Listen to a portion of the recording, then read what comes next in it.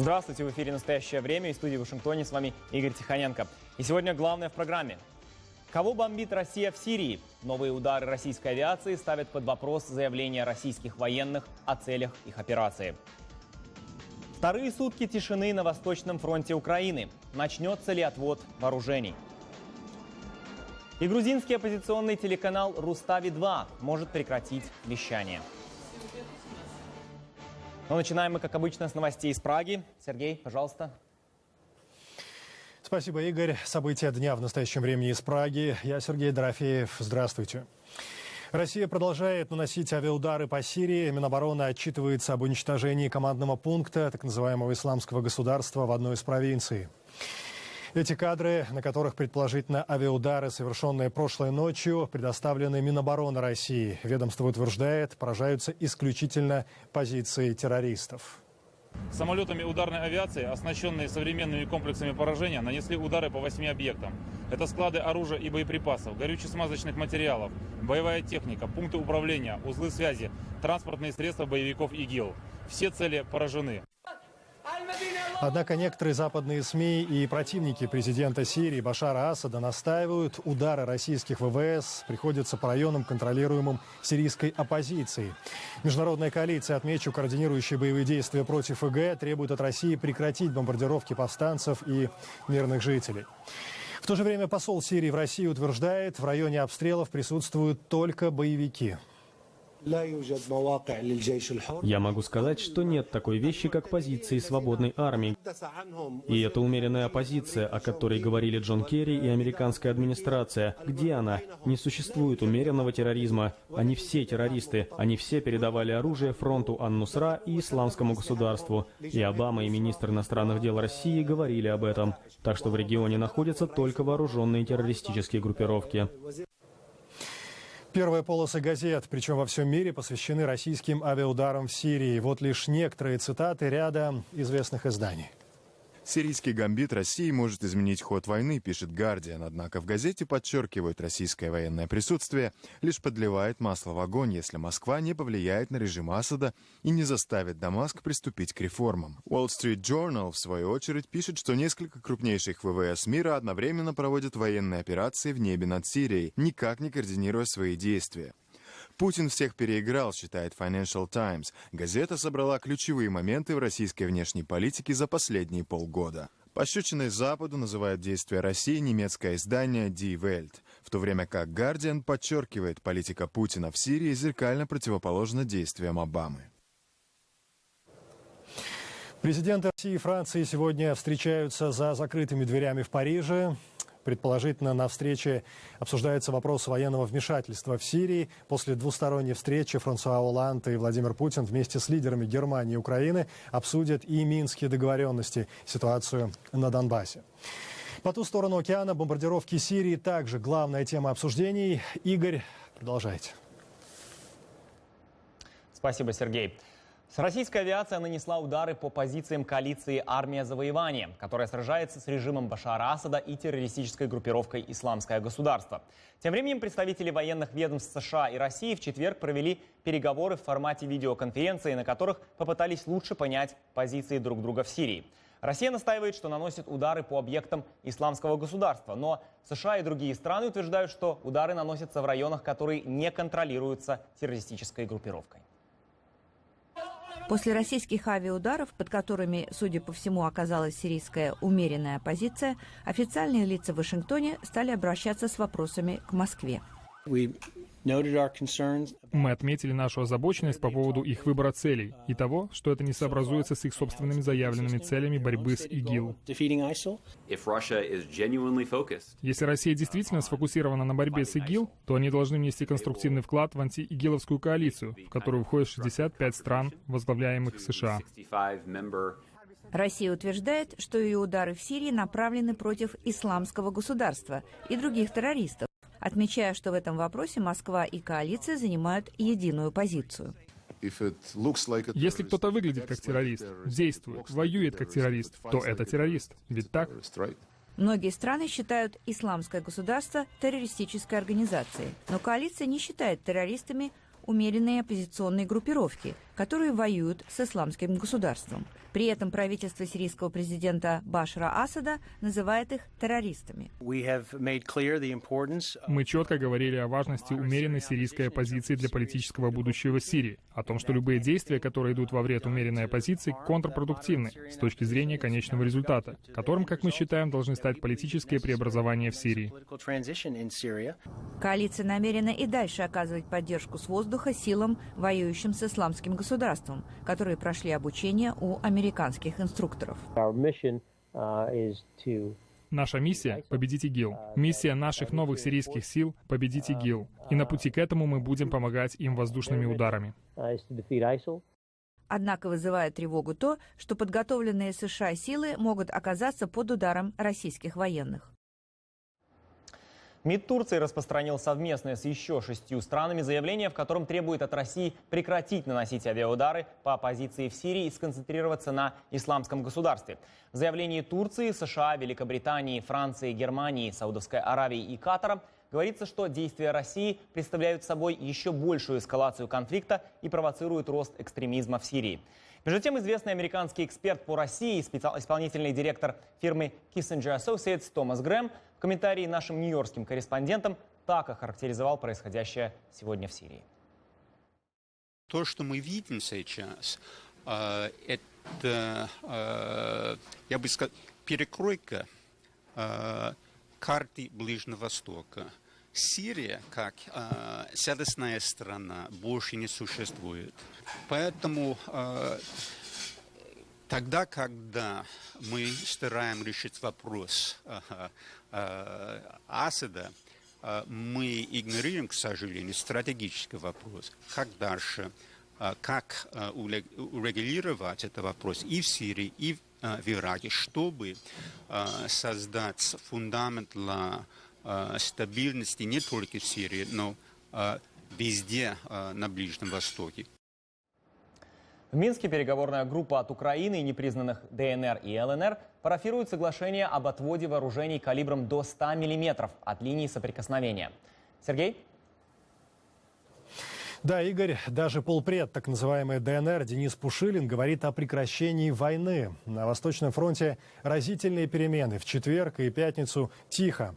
Главное условие – отвод начинается после абсолютной тишины на протяжении 2 суток. Каждый новый обстрел сроки создания буферной зоны будет отодвигать. Мирный план состоит из 2 этапов. Первый завершится через 15 дней после полного прекращения огня. Второй продлится 24 дня. Выжженные души. Война, которая режет по-живому, оставляя шрамы. Новый документальный фильм «Шов. Психолог на войне» об участниках боевых действий на Донбассе набирает тысячи и тысячи просмотров в интернете. Его главный герой – украинский психолог, офицер-разведчик Олег Бернихин.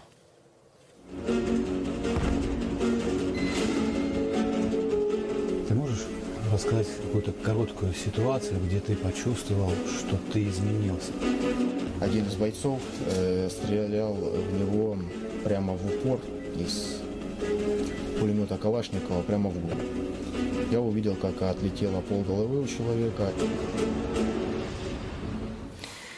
Автор фильма Игорь Померанцев, журналист «Радио Свобода», писатель, специально летит в прифронтовой Харьков, где вместе со своими украинскими коллегами, слушая исповедь бойцов, проживает все ужасы войны. С Игорем Померанцевым мы встречаемся накануне, говорим о том, как снимался фильм, о ранах, что зарубцуются, о швах, которые затянутся, и о боли. Она останется. Фрагмент интервью. Благодаря этому фильму я еще острее понял, что война – это не просто убийство, это не просто стрельба. Война еще, она сносит голову, происходит колоссальная инфляция ценностей, человеческая жизнь превращается в ноль. И это меняет психологию человека, особенно человека, который побывал на передовой, который видел своими глазами смерть. Полную версию нашей беседы смотрите в воскресенье в программе «Неделя». И вновь время передавать слово в Вашингтон. Какое оно лицо войны? Одновременно с выступлением Владимира Путина в Нью-Йорке в американской столице открывается необычная выставка. Игорь.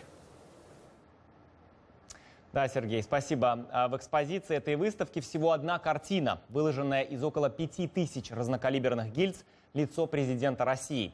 На открытии выставки побывала Татьяна Харченко. С самого утра рабочие устанавливают свет для инсталляции с портретом Путина. Для того, чтобы привести свою работу в США, ее автору Дарье Марченко пришлось получить большое число разрешений, ведь материалы, из которых создан портрет, необычны. По словам художницы, после того, как она изобразила лицо Путина из гильз с предложениями о выставках, к ней обратились музеи со всего мира. Когда я это делала, видела, что потери Украины все больше и больше. То есть плохих новостей очень много, и все больше и больше друзей уходило туда. И я поняла, что этот масштаб в мире недооценивают. Количество горя вокруг, оно мне подсказало такой вот момент, что нужно использовать много гильз. Для выставки в Вашингтоне организаторы также разматывают и укладывают колючую проволоку. Говорят, и в этом есть свой смысл. Мы сделали этот проект для того, чтобы показать каждому украинцу, каждому американцу, всем людям, которые работают в Конгрессе, что Путин пришел в наш дом и просто так он не уйдет. После первой презентации проекта Дарья Марченко получила отзывы со всего мира. Ей писали люди из Алжира, Нидерландов, Сирии, России. Среди последних, признает, были угрозы. Энергетика у этого всего тяжелая, она в какой-то мере уничтожает. То есть она невозможно быть беззаботной, например, в период создания этих произведений. По художественному замыслу, в зависимости от игры света, выражение лица Владимира Путина меняется. Из взволнованного становится напуганным, из демонического – смешным. Я думаю, что ни один диктатор никогда никому не расскажет о том, что на самом деле окутывает его поздной холодной ночью. В Вашингтоне проект останется еще на несколько дней. Пока же ведутся переговоры с музеями Италии, Великобритании и даже Индии о том, чтобы в будущем портрет отправился туда. Россия весьма четко и твердо заявляет, что все ее соседи – ее вотчина. Это цитата из интервью президента Грузии Георгия Маргелашвили «Голосу Америки». По его словам, когда дело доходит до стран, соседствующих с Россией, международные законы несколько смещаются. Я вижу факты. Фактом является оккупированная Грузия, оккупированная Украина, сложности в Молдове. Фактом является то, что у стран, делающих свой собственный независимый выбор, возникают проблемы с Российской Федерацией.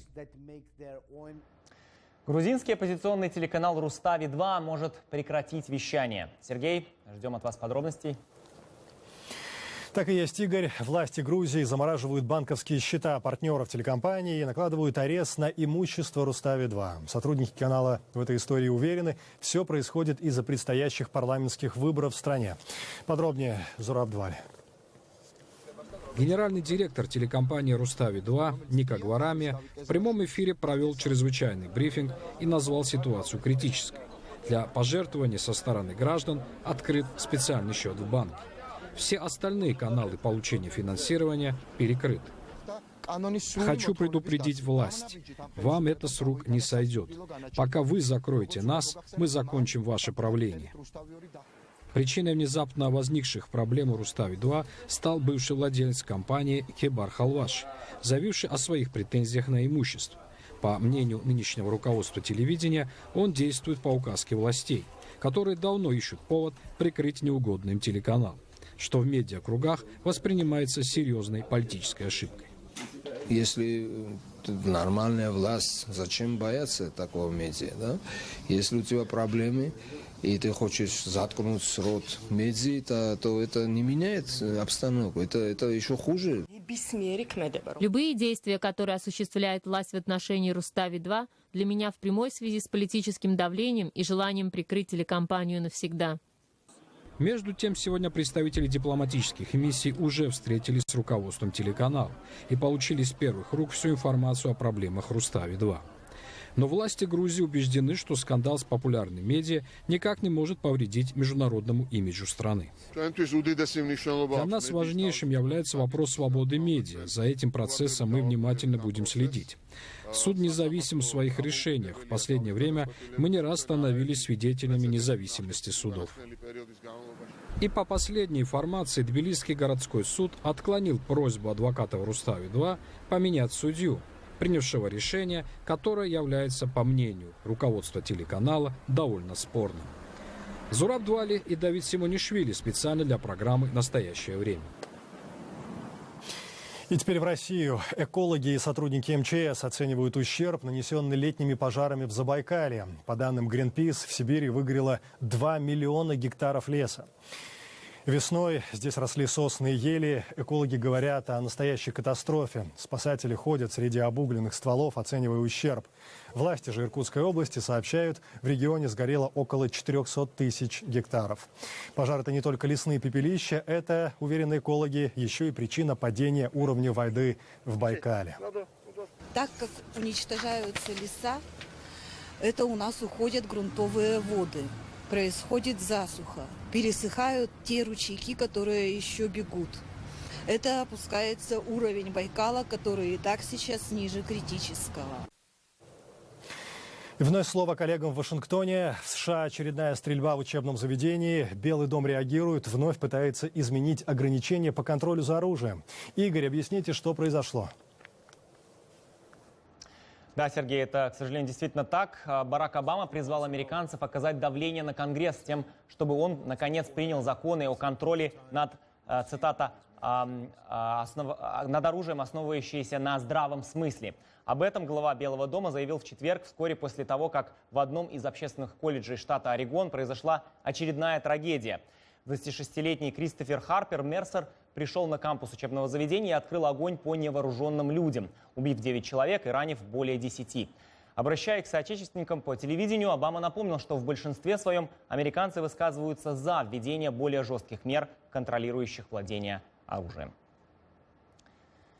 И отслужившей военной техники место в музеях или в собраниях коллекционеров уверены участники Ассоциации за сохранение военных автомобилей. На выставке под Вашингтоном побывал наш корреспондент.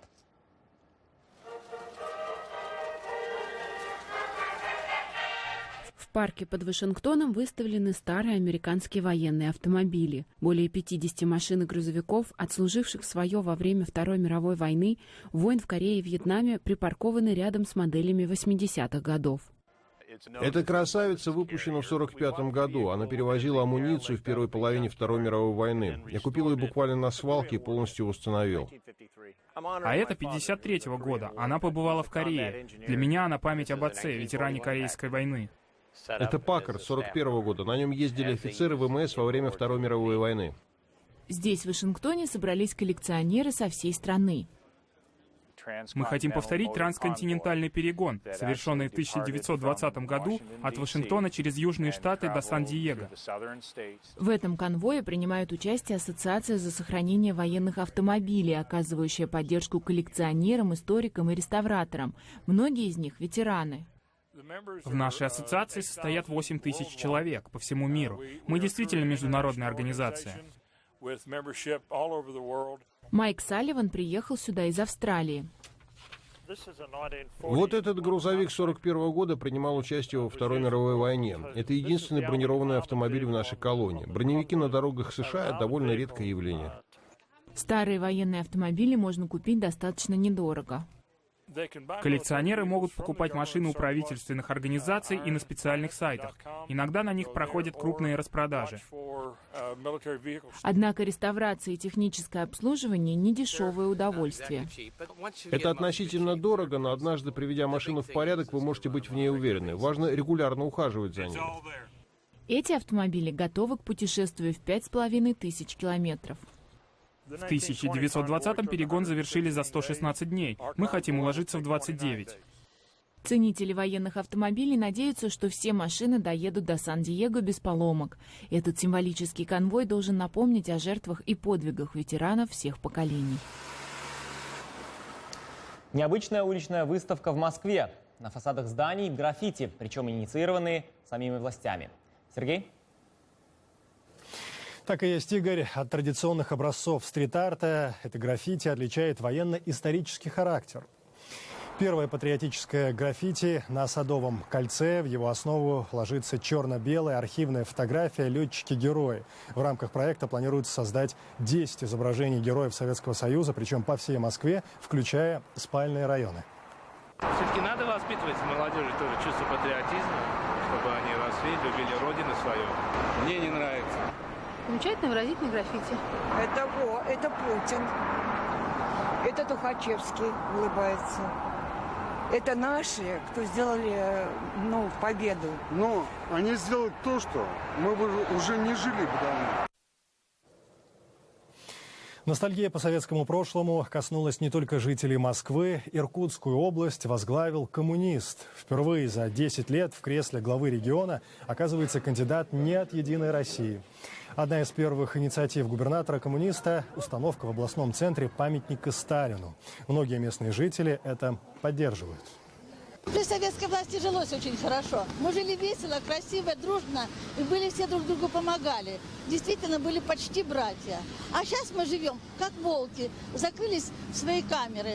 Металлические двери, металлические решетки. И сидим по камерам, боимся слова сказать. Сын бывшего начальника лагеря системы ГУЛАГ разыскивает кладбище политзаключенных. Официальная Россия таким поиском никогда не занималась. Александр Ботиков, работая в архивах и узнавая имена многих погибших, не только восстанавливает справедливость, но, кажется, и очищает таким образом свою совесть. С отчаянным поисковиком встретилась моя коллега Екатерина Пономарева. Когда идешь по этому лесу, кажутся не ветки, кости хрустят под ногами. На пару километров вокруг, говорит проводник, кладбище. Под этими соснами в 40-х годах прошлого века покой, наконец, обрели названные враги народа и бойцы трудармии. Власти могильник не обозначили, зарыли, забыли, а недавно еще и перепахали. Когда делали пожарную опашку этого, и опахали прямо по могилам. Тавда – маленький город в глуши на Урале. В Советской России крупный остров архипелага ГУЛАГ. Здесь работали аж 2 лагерных управления. В войну везли не только политзаключенных. На местных заводах формировали трудовую армию из неблагонадежных элементов и депортированных народов. В лагерях люди умирали тысячами от голода и холода. Тела зарывали за городом в ямах. Их учет никто не вел, говорит наш проводник в этот мир мертвых. Александр Ботиков вместе с товарищем ищет такие кладбища и ставит на них самодельные кресты. Вот такие, чтобы почтить память. Единственная именная могила на этом кладбище принадлежит 2 братьям Буковским, Леониду и Александру. Они когда-то работали в Орле учителями, их осудили по 58-й статье, как врагов народа по анонимному доносу. Это место родственники выбрали совершенно случайно. Говорят, сюда, к этому холму, их как-то особенно тянуло. Ботиков больше 10 лет провел в архивах и среди могил и помог сотням семей со всего мира найти в их истории тавдинский след ГУЛАГа. Заняться поиском ему, кажется, сам Бог велел. Его отец, чекист, НКВДшник, возглавлял здесь одну из колоний ГУЛАГа. По рассказам отца, Александр нашел многие захоронения. Как, например, это братскую могилу трудармейцев из Азии на местном кладбище на 577 человек. На заводе, не работали на заводе. На заводе, но он не... Представляете, его с дикого аула привезли, с кишлака, привезли, он кроме этой мотыги ничего не знал. А его привезли на лесокомбинат и заставляют на станке работать или что-нибудь там сушили, там доски. Он их не видал никогда в жизни. Он не приспособлен. В Союзе о трудармии не говорили вообще. Данные о людях, которых насильно свозили на работы, до сих пор засекречены. Таблички и указатели на этом месте Ботиков с другом сделали на свои деньги. Спасибо, хорошо. Ботиков вообще, кажется, своим поиском в архивах посягнул на святое. Он переписал официальную книгу воинской памяти. Вот она лежит в местном музее. Книгу российские власти делали в спешке к очередному юбилею Победы. Ботиков же исправил сотни историй жизни и смерти тех, кто официально для страны числились пропавшими без вести на полях сражений. И это только один из пары десятков томов. Тут даже, по-моему, есть. Вот, смотри, пропал без вести, вот. Потом погиб, а вообще-то он живой. Единственная материальная награда, которую Александр Ботиков получил за эти годы – медаль от Министерства обороны за поиски солдат. Да в музее открыли комнату памяти по мотивам его поисков. Ну и еще вот, тавдинский памятник жертвам репрессий. Нынче поставили аккурат перед местным управлением лагерей. Денег на него дала семья врага народа, чью историю раскопал отчаянный поисковик. Екатерина Пономарева для настоящего времени. И вновь передаем слово в Вашингтон. Игорь, эфир ваш. Спасибо, Сергей. На американские экраны вышел фильм Жан-Жака Анно «Тотем волка». Скороносный режиссер известен картинами, главными героями которых являются животные. Он получил множество призов за фильм «Медведь» и «Два брата». Теперь Анно направил свой объектив на монгольского волка.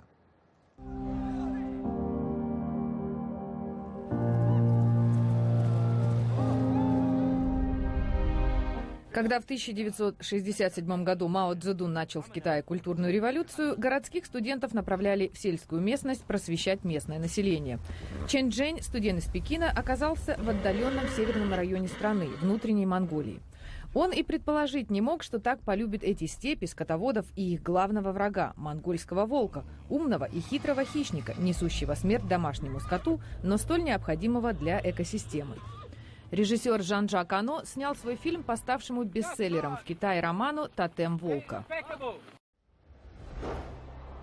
Мне очень понравилась в этой книге идея необходимости поддержания баланса. То, как все мы взаимосвязаны.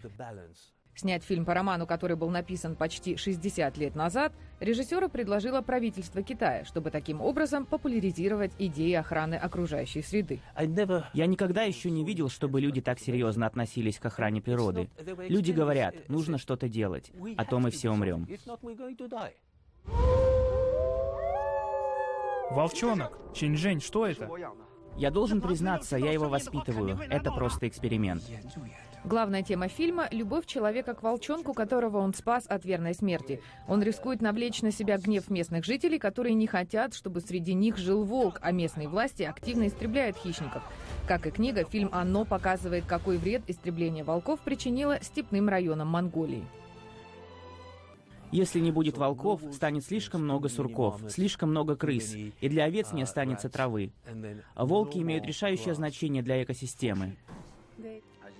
Для съемок фильма Ано пригласил Эндрю Симпсона, известного дрессировщика. Они провели в Китае 4 года, воспитывая и дрессируя 3 поколения монгольских волков, которые должны были прыгать, бегать и играть свою роль перед камерой. И это одно из самых умных животных, с которым мне когда-либо приходилось работать. Очень-очень умные звери. Самое важное в волке — это то, что он все время полагается на свой инстинкт. Дрессировка животных была не единственной трудной задачей. Захватывающие сцены дались нелегко. Ано и его съемочной группе часто приходилось снимать в экстремальных погодных условиях.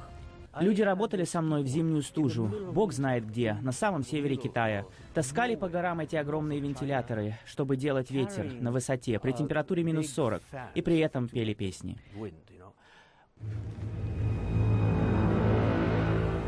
Несмотря на все трудности, «Тотем волка» превзошел все ожидания. Правительство Китая, некогда разгневавшееся на Ано за его фильм «7 лет в Тибете», предложило «Тотем волка» в качестве одного из соискателей «Оскара» в категории «Лучший фильм на иностранном языке». Вспомнить все. В США создан компьютерный алгоритм, который поможет людям с поражениями мозга не забывать. Имплантат способствует кодированию воспоминаний и позволяет людям, страдающим от потери памяти, вспомнить недавнее прошлое, например, при болезни Альцгеймера или после ранений на войне. В мозг пациентов вживляются электроды, а ключевую роль играет компьютерный алгоритм, который, имитируя электрические сигналы мозга, превращает краткосрочные воспоминания в перманентные. Алгоритм хорошо работает, однако пока нет возможности читать воспоминания, то есть расшифровывать их содержание по электросигналам.